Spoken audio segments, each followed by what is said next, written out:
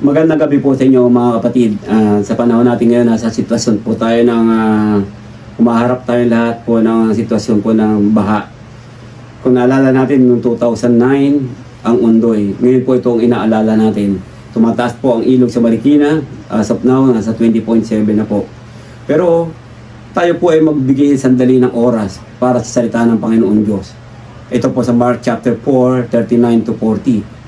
Ang sinabi po ng Panginoon, "And he arose and rebuked the wind, and said unto the sea, Peace be still, and the wind ceased. And there was a great calm. And he said unto them, Why are you so fearful? How is it that you have no faith?" So dito po sa katanungan ng ating Panginoon, bakit tayo natatakot? Natural po matakot tayo. Panahon natin, nakita natin ang naaalala natin ang mga panahon na ating po pinagdaanan, ang panahon ng Ondoy. So sa bawat ganitong sitwasyon, tayo po ay nagkakaroon po ng pakiramdam na takot. Ngunit, naisip pa rin natin ang Panginoon Diyos na wala pong imposible sa Panginoon Diyos. Hindi po niya tayo pababayaan at hindi po niya tayo iiwan. Yan po ang pangako niya. Sa sitwasyon natin ngayon, tanging pag-asa natin ang Panginoon Diyos.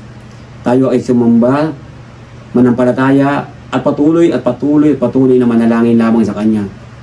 Sapagkat sa mga pangyayaring ito, may kadahilanan, may nais parating sa atin ng Panginoon Diyos. May nais parating ang Panginoon Diyos sa lahat ng tao. Kalooban ba ng Panginoon na tayo maghirap, umarap sa ganitong sitwasyon ng baha? Hindi po gusto ng Panginoon na mahirapan ang Kanyang mga anak. Ngunit sa panahon natin sa kamunduhan, dahil po sa kaguluhan ng mundo, paninira ng mundo, nadadamay po tayo. Kaya tayo mga kapatid, tayo po ay kailangan pong maging matatag, maging matibay sa ating pananampalataya. Huwag po tayong panghinaan ng loob. Kasama natin ang Panginoong Hesus. Kaya po niya patigilin ang ulan na ito. Sa Kanya pong kapangyarihan, kaya pong patigilin ng Panginoon ito ng ayon sa kanilang kalooban. Ayon sa Kanyang kalooban po. Kaya manalig tayo sa Ama sa pamamagitan ni Jesus nating Panginoon Diyos. Ito nga po, tumayo ang Panginoong Hesus. Tatayo muli ang Panginoong Hesus. At sasabihin sa bagyong ito, tumigil ka. At ito ay titigil. Kaya tayo ay kumapit lamang mga kapatid. Maging matatag lamang tayo sa sitwasyon na ito.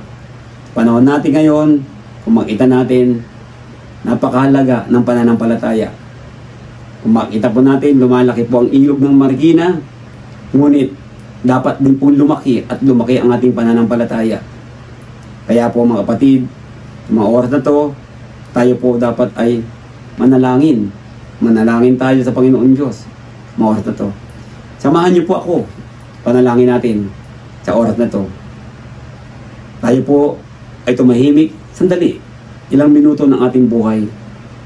Pasalamat. Humingi ng gabay, patnubay, pag-ingat sa Panginoon Diyos. Samahan niyo po ako sa panalangin nito. Let us all pray. Panginoon, dakila sa lahat, narito po ang iyong lingkod, Panginoon Diyos. Umaharap kami muli, narito po sa bahang ito. Narito po ang takot sa aming mga puso at isip.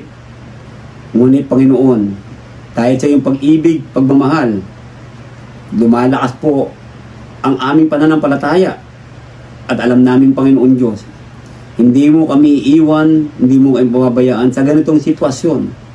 Nakikita mo po ang mga nangyayaring ito, hindi po ilihim sa iyo ito.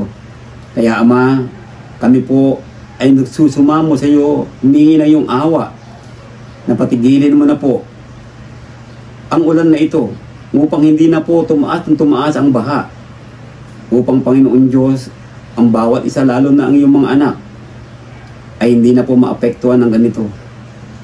Sa iyo kami nagtitiwala, sa iyo kami humahawak, sapagkat alam namin, Panginoon, walang imposible sa iyo. Sa iyong kapangyarihan, isang salita mo lamang, ito ay mangyayari. Kaya aming inihiling sa oras na ito, Panginoon, na tumigil na po ang ulan na ito at bumaba na po ang tubig. Ngunit kalooban mo pa rin po masusunod sa lahat ng oras. Dalangin namin muli ng pagkakataong ito ay muli magbulat sa mga puso at isip ng bawat tao, lalo-lalo sa mga kapatiran, na maasa isip nila ang kahalagahan ng pagtitiwala, pagrespeto, pagsamba sa iyo. Salamat po ng marami at dinadalangin namin, Panginoon, ang lahat ng aming kapatiran sa Marikina, sa Balubad, Tumana, at iba pang lugar. Ingatan mo pong lahat ang kapatid namin. Sila po ay samahan mo kung saan sila naroon ngayon, mga evacuation center.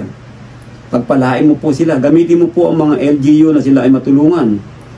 Mga kapatid po namin na stranded, sila po ay matulungan, Panginoon, na ma-rescue. Huwag mo silang pababayaan, Panginoon Diyos. Ganoon na rin po ang iyong lingkod. Kaming lahat. Salamat po ng marami, Ama.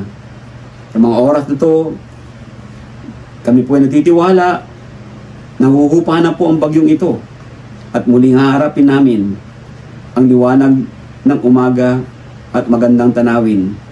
Salamat po, Panginoon Diyos. Salamat sa pagdinig mo sa amin sa pamamagitan ng aming Panginoong Hesus. Salamat sa iyo, Panginoong Hesus. Alam namin muli kang titindig at pahupain ang bagyong ito. Salamat po. Ito po ang dalangin namin, Ama, sa kahilingan namin sa pangalan ng aming Panginoong Hesus, na aming Panginoon tagapagligtas.